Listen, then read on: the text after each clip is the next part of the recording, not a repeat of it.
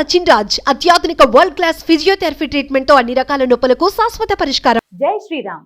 అయోధ్య రామ మందిరం లోపల ఎలా ఉంటుంది, ఎంట్రీ ఎగ్జిట్ ఎలా ఉంటాయి, పూర్తిగా ఆలయం ఎలా ఉంటుందో ఈ వీడియోలో నేను మీకు తెలియజేస్తాను.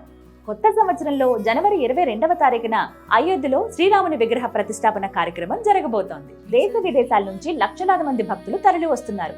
ప్రధాని నరేంద్ర మోదీ చేతుల మీదుగా ఆలయం ప్రారంభం కానుంది. ఆలయం ప్రవేశం నిర్మాణం ఎలా ఉంటుంది ఇప్పుడు చూద్దాం. ఆలయ నిర్మాణం 3 అంతస్తుల్లో ఉంటుంది. తూర్పు నుంచి లోపలికి ప్రవేశించి దక్షిణం నుంచి బయటకు రావాలి. ప్రధాన ఆలయానికి చేరుకునేందుకు తూర్పు వైపు నుంచి 32 మెట్లెక్కాల్సి ఉంటుంది.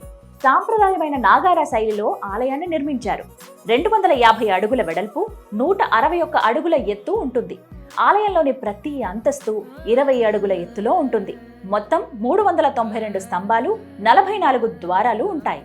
లోపల రామాలయం 14 అడుగుల వెడల్పు, 732 మీటర్ల విస్తీర్ణంలో ఉంటుంది.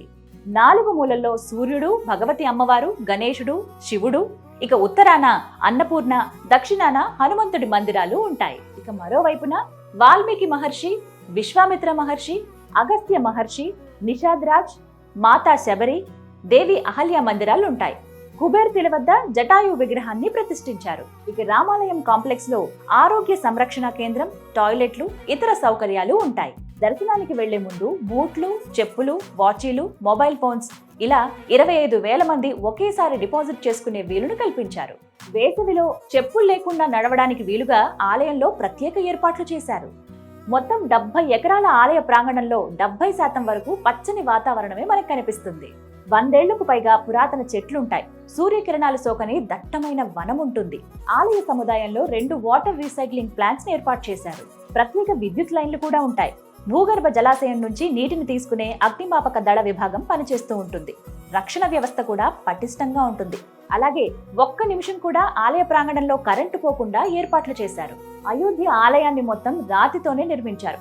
ఎన్నాళ్ళైనా సరే ఈ ఆలయం చెక్కు చెదరకుండా ఉండడానికి పూర్వకాలంలో ఆలయాలు నిర్మించడానికి ఉపయోగించేటువంటి పద్ధతినే, అంటే ఇంటర్లాకింగ్ పద్ధతినే ఈ ఆలయ నిర్మాణానికి కూడా ఉపయోగించారు. అంతేకాదు మరో విశేషం కూడా ఉంది. ప్రతి శ్రీరామనవమికి స్వామివారి మీద ఆ సూర్యకిరణాలు పడే విధంగా ఆలయాన్ని నిర్మించారు. ఇవండి అయోధ్య రామ మందిరం లోపలి విశేషాలు. అయోధ్య సిరీస్ లో మరో వీడియోతో మళ్ళీ మీ ముందుంటాను. జై శ్రీరామ్.